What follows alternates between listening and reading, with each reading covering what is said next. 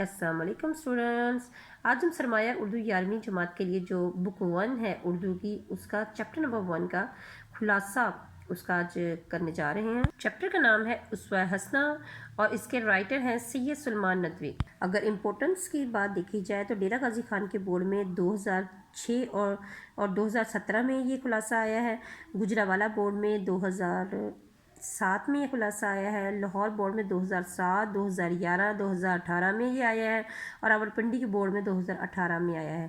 مطلب یہ کہ یہ خلاصہ امپورٹنٹ ہے۔ خلاصہ لکھنے کے لیے جو سب سے پہلے آپ کو جس چیز کا خیال رکھنا ہے وہ ہے کہ آپ نے اس میں کوئی ہائی لائٹ چیز نہیں کرنی، کوئی پیراگراف یعنی کہ کسی چیز کو ہائی لائٹ نہیں کرنا، ہیڈنگ نہیں دینی ہے آپ نے کسی قسم کی، اس کو آسان ورڈز میں اس کو سمجھانا ہے کہ اس سبق کے اندر رائٹر نے کیا کہا ہے۔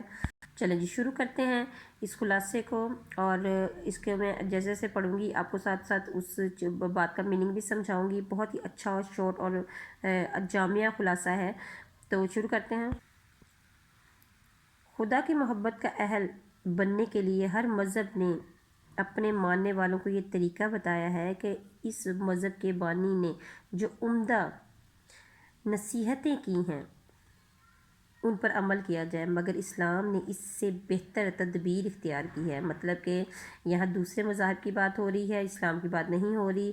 جب اسلام کی باری آئی، کیونکہ اسلام کی باری سب مذاہب سے آخر میں آئی ہے، آخری نبی نبی پاک صلی اللہ علیہ وسلم آخری نبی ہیں، تو ظاہر ہے اسلام سب مذہبوں سے آخر میں آیا ہے، تو اس نے سب مذہبوں کا جو تمام مذاہب ہیں ان کا نچوڑ یہ نکالا ہے کہ سب سے اچھی تدبیر دی ہے، اچھا عمل بتایا ہے۔ اس نے سب کے سامنے اپنے پیغمبر حضرت محمد مصطفیٰ صلی اللہ علیہ وسلم کا عملی مجسمہ رکھ دیا۔ عملی مجسمے کا مطلب ہے جی کہ ایسا مجسمہ جو بولے نا، ایسا انسان جو بولے نا بلکہ وہ عمل کرے اس کے اوپر، نصیحت نہ کرے، نصیحت کرنے سے پہلے خود عمل پیرا ہو اس پر، اور اس کی اطاعت کو خدا کے پیار کا حقدار بننے کا ذریعہ بتایا ہے۔ اسلام میں کتاب اور سنت دو ایسی چیزیں ہیں، کتاب سے مراد یہ قرآن پاک ہے، جس کی اطاعت، جس کی پیروی کر کے انسان دنیا میں دنیاوی کامیابی اور روحانی تکمیل کر سکتا ہے۔ روحانی تکمیل کا یہاں سے مراد یہ ہے کہ قرآن پاک کو روح کی تسکین کہتے ہیں، دلوں کا علاج کہتے ہیں۔ روح ہمیشہ اللہ کے ذکر سے خوش ہوتی ہے، تو روح سے ہی روحانی لفظ نکلا ہے۔ تکمیل کر سکتا ہے، یہ دنیا ایک دوسرے کے ساتھ تعاون اور مختلف پیشوں اور کاموں کی بنیاد پر رواں دواں ہے۔ مطلب کہ کوئی اگر انسان کہے میں اکیلا زندہ رہ سکتا ہوں تو ایسا ممکن نہیں ہے، ہر ایک کی فائدے دوسرے کے ضرورتوں کے ساتھ جڑے ہوئے ہیں، مختلف پیشے ہیں، آف کورس کوئی ڈیفرنٹ یعنی ہزاروں پیشے ہیں اور ہزاروں ایک چین کی شکل میں ایک دوسرے کے ساتھ جڑے ہوئے ہیں۔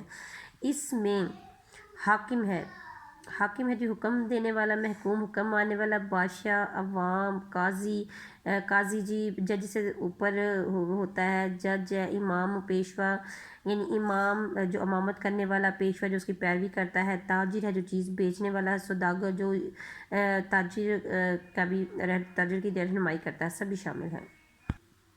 غرض اس دنیا کا نظم و نسق مختلف اصناف کے وجود، یعنی کہ اس دنیا کا جو نظام ہے، جو طریقہ کار ہے، جو عقائد ہے، مختلف اصناف صنف کی جمع ہے، اور اس کا مطلب ہوتا ہے قسم۔ صنف کا مطلب ہوتا ہے قسم، اب یہ اصناف لکھا ہوا ہے تو مطلب اقسام، مختلف قسم کی اقسام کے وجود اور قیام پر موقوف ہے۔ موقوف ہوتا ہے جی وقف کیا گیا، موقوف ہوتا ہے جی وقف کیا گیا۔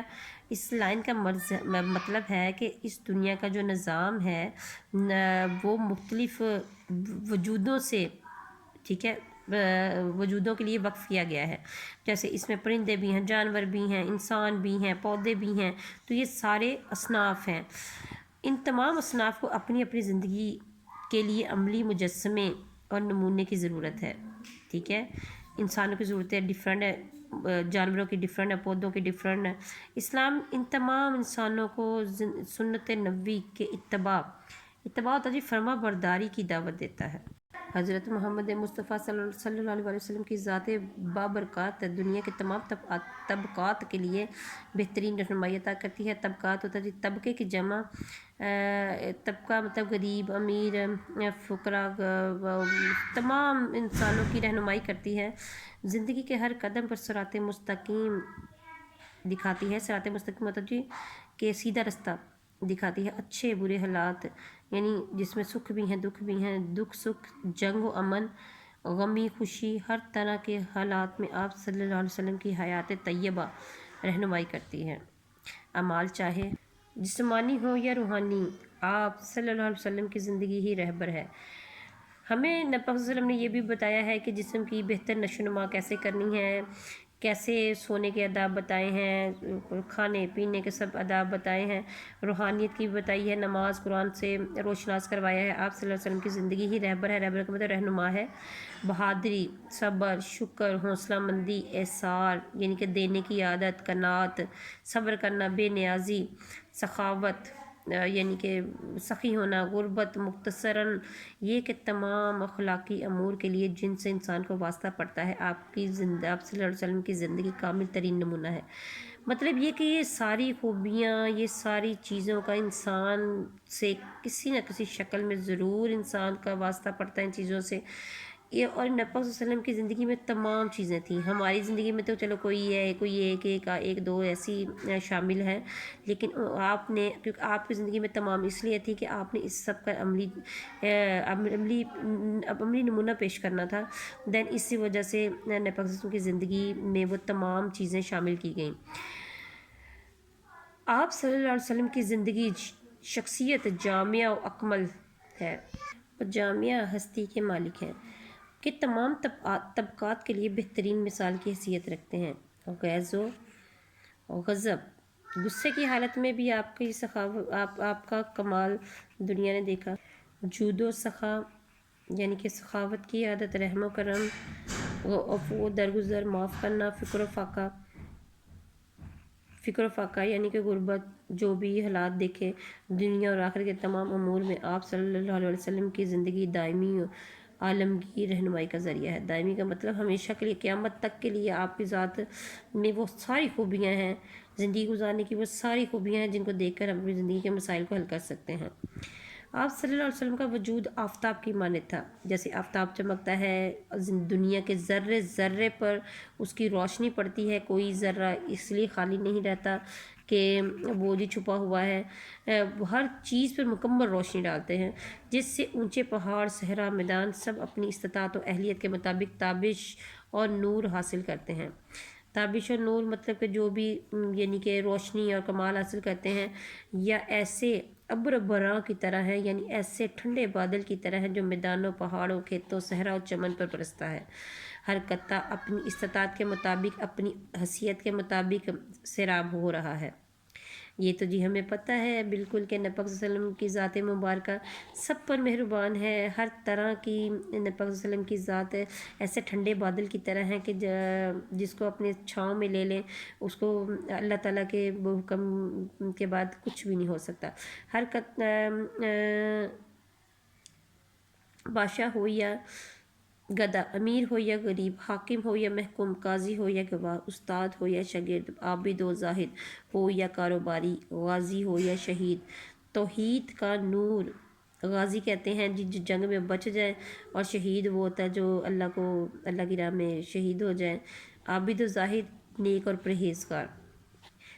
توحید کا نور، اخلاص کی روح یعنی کہ حسن، اخلاق کا حسن،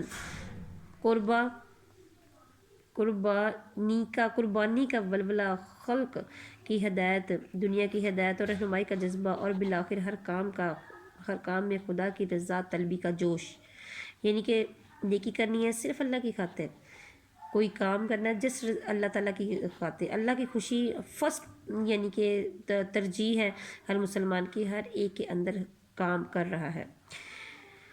وہ جو کچھ بھی ہو، جہاں بھی ہو، یہ فیضان حق سب میں یکساں اور برابر ہے۔ بے شک نبی پاک صلی اللہ علیہ وسلم کی ذات مبارکہ ایسی ذات ہے، ایسے نبی ہیں آپ صلی اللہ علیہ وسلم، آپ کی ذات کا یہ کمال ہے کہ ہم نہیں کسی مسلمان نے، آج کے دور کے کسی مسلمان نے اپنے پاک صلی اللہ علیہ وسلم کو نہیں دیکھا، پر پھر بھی آپ کے نام پہ جو جان قربان کرنے کو سعادت سمجھتے ہیں۔ کسی نبی کی امت نے ایسا نہیں کیا کہ یہ ہماری امت کو ایک شرف ہے اللہ تعالیٰ کی طرف سے، ایک رحمت ہے اللہ تعالیٰ کی کہ ہم نے پاک صلی اللہ علیہ وسلم کے نام پہ قربان ہونے کو ہر وقت تیار رہتے ہیں۔